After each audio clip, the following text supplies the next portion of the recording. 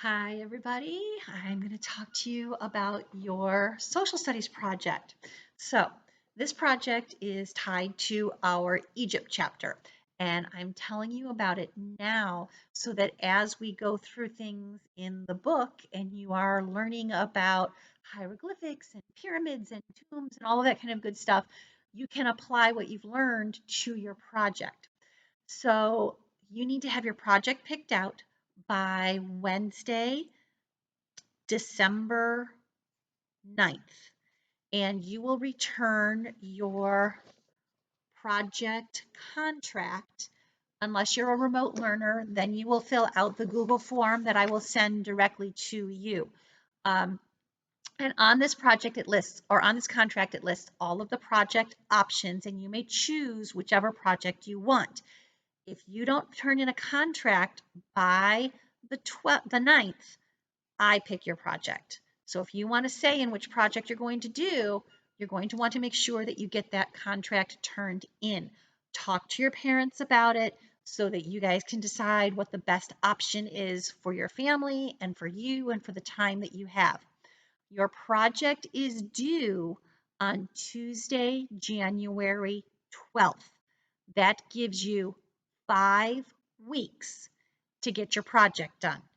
That's lots of times. We have 2 weeks of learning in class. You have 2 weeks of winter break. Plus, we will be back in school for a full week before your project needs to come back. Okay. Those of you learning from home, when it gets closer to presentation time, I'll talk to you about how we're going to handle that because you're obviously not going to bring your project in. We'll do something else for you, but you do still need to do a project. So let's talk about the options. On the project menu, there are 8 choices. Okay? The first choice is to create a Rosetta Stone. We haven't learned about that yet, but I think it's next week or maybe early the next week after that. You're going to learn about the Rosetta Stone. The original stone was actually taller than me and really, really wide. And on it, I have a model here. There are hieroglyphics, and there is ancient Greek, and then another language here. I can't remember what it is right now. I'll have to look it up later. But anyway, this, it's upside down. Sorry.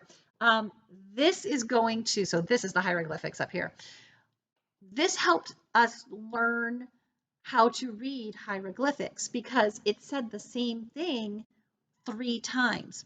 So for your project, if you choose to do a Rosetta Stone, you can make a poster and draw a Rosetta Stone. You could take and make a clay tablet and make your own and carve your letters into it. You could use salt dough. There's lots of recipes for that online. And you're going to have to write a message 3 times, just like the real one. The first time will have to be in hieroglyphics. I will give you a set of hieroglyphics to figure out how to do this. The second one will be in a language of your choosing. It could be Spanish, it could be German, it could be Chinese, whatever you want to use. And then the third one has to be English. So if you do a Rosetta Stone project, 3 languages, hieroglyphics, different language of your choosing, English. And it says the same thing each time. You have to write at least 3 sentences in this message. So it could be, I love social studies. It is the best class ever.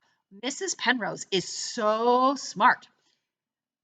And you would write that in hieroglyphics, in your second language, and in English. Okay. And again, you can do this in any format you want. It can be a poster. You could make a clay Rosetta Stone. I've seen them made out of wood and people painted on it, or you could make it out of wood and carve into it, however you want to do it. So that's the Rosetta Stone. Your second choice is the Egyptian gods poster. This would simply be take a big poster board, and you're going to teach us about the Egyptian gods. They were polytheistic, which you know that means they had many gods.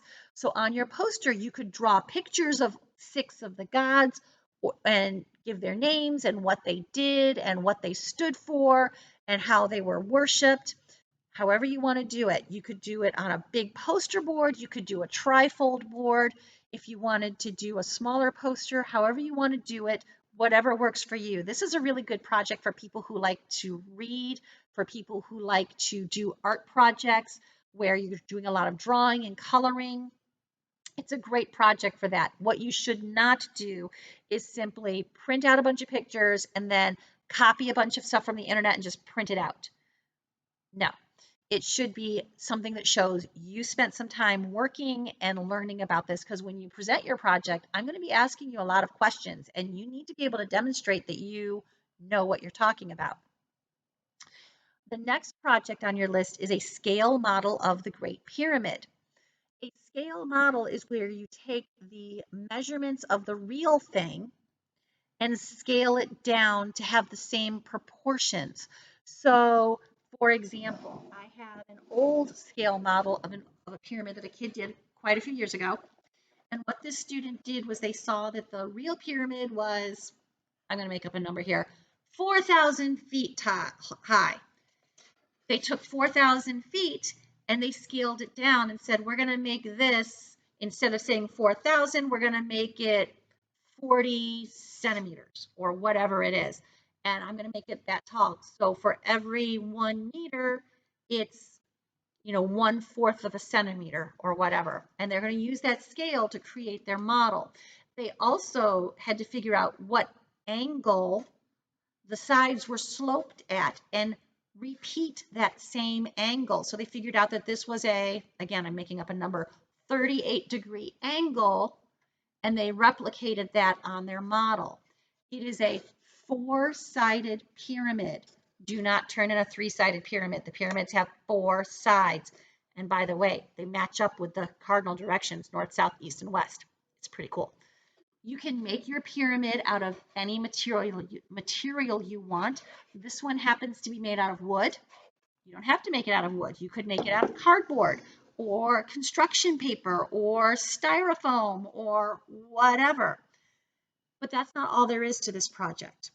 To do the scale model, not only do you have to have the pyramid, but you have to have other buildings that are also scaled down. So you can compare the pyramid to, say, the Statue of Liberty or the Leaning Tower of Pisa or the Eiffel Tower or the London Eye Ferris wheel or the Washington Monument, whatever. And you're going to make a scale model of those buildings as well.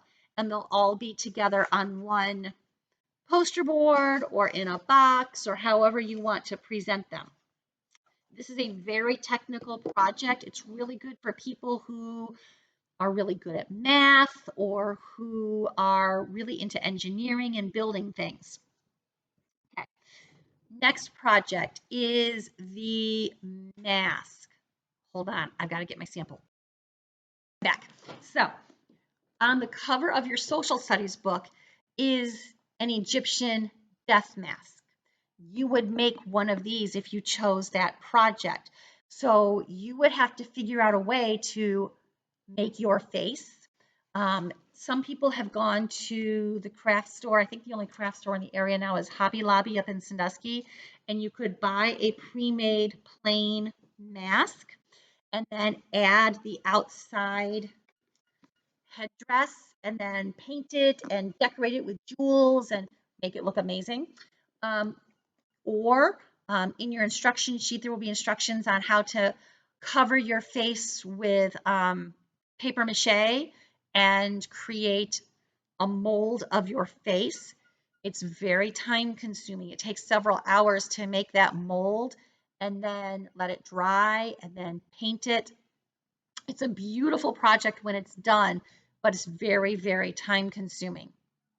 Another project you can do is making canopic jars.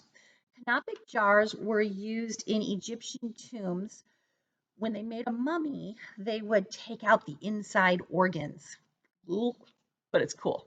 Wait till you read about it. You're going to love it. But anyway, they would preserve those organs in these special jars, and they would be decorated a specific way. So this is a picture of one that someone did in years past. They took mason jars and painted them and then made the magical heads on the lids just like the real ones, and they painted the magic spells and everything on them.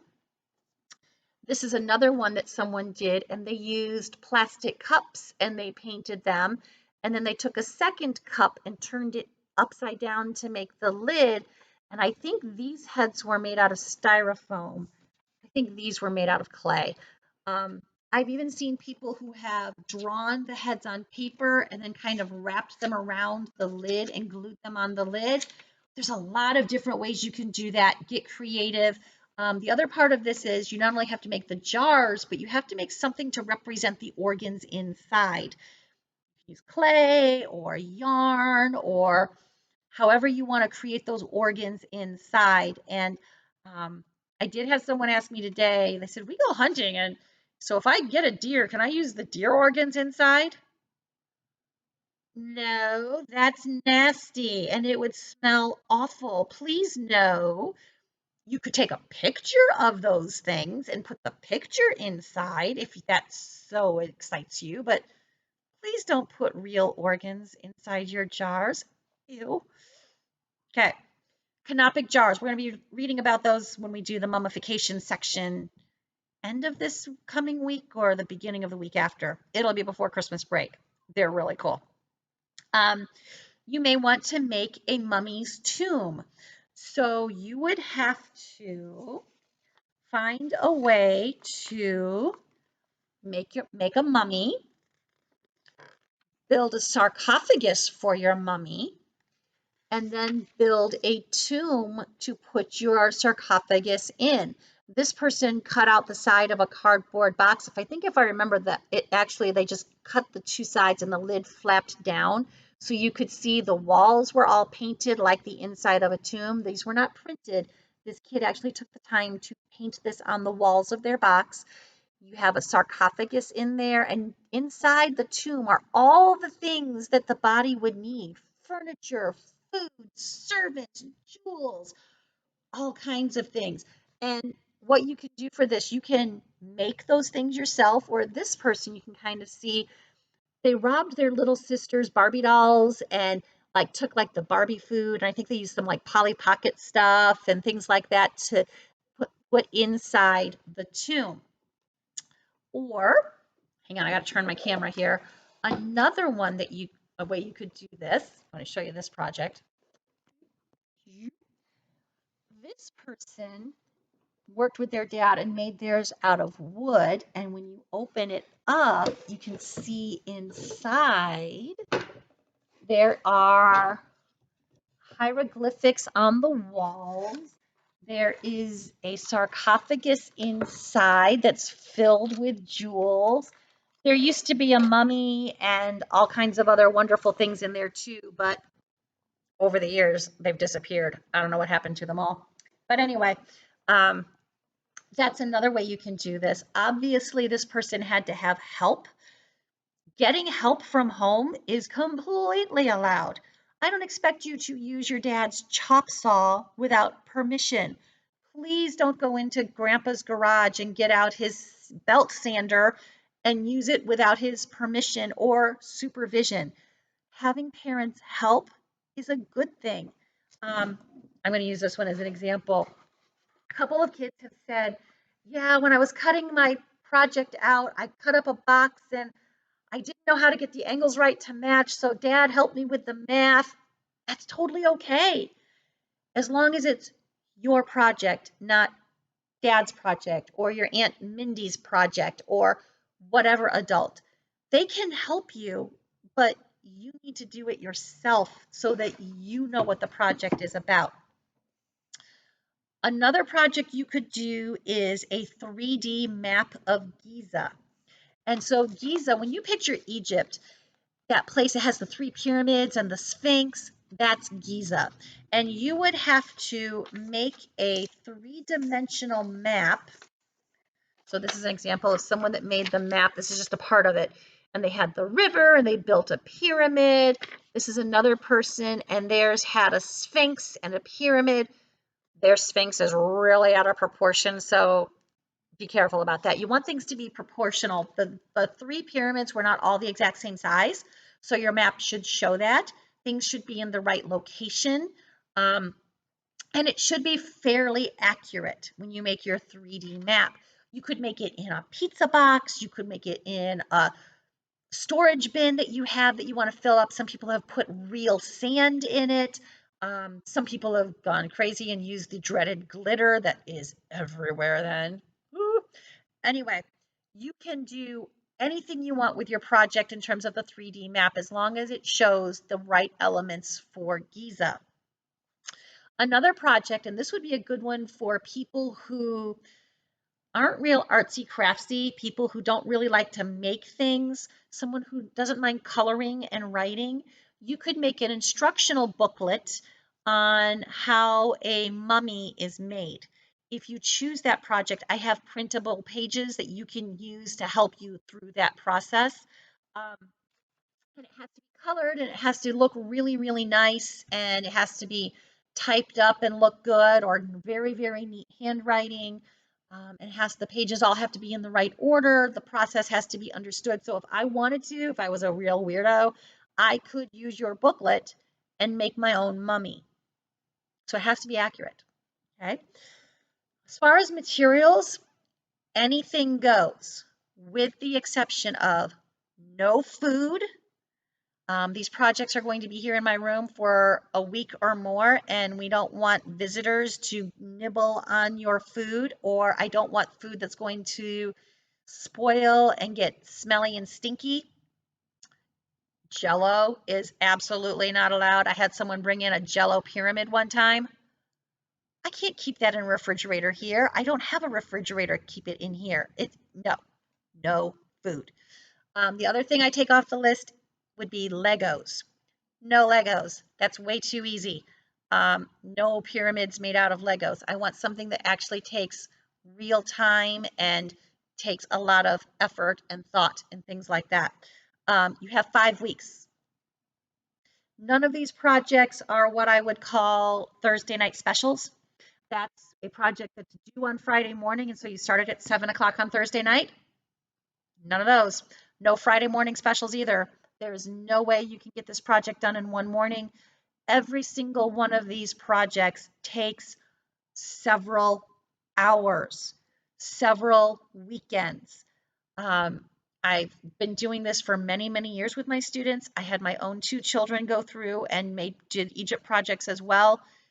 It's time consuming. Do not wait to the last minute. Um, as we go through the Egypt chapter, I will point out things to you that you can use to help. Okay. No early projects, so you cannot bring it in early. I have 44 students bringing in projects this year. I do not want to store them for weeks and weeks and weeks. If you're storing it at home, you're storing one project. I'm not going to store 44 of them that long. Size. The only size thing you have to consider is transporting it here to home, from home to school. If you have to ride a bus with your project, keep that in mind. If you have to get it in a car, keep that in mind. If you have to walk and carry it, keep that in mind. I will not let you call home on the day that it's due either. You have to have it that day. I'm giving you a whole week back after break and a month. I'm not making it due on Monday because Mondays are bad. It's due on a Tuesday. Okay. If you have other questions, shoot me an email. Those of you working from home, look for that Google form for your contract. I will be attaching that to Google Classroom sent directly to you in just a few minutes. Okay. Have a great weekend, everyone. Choose an awesome project. I'm very excited to see these. Talk to you Monday.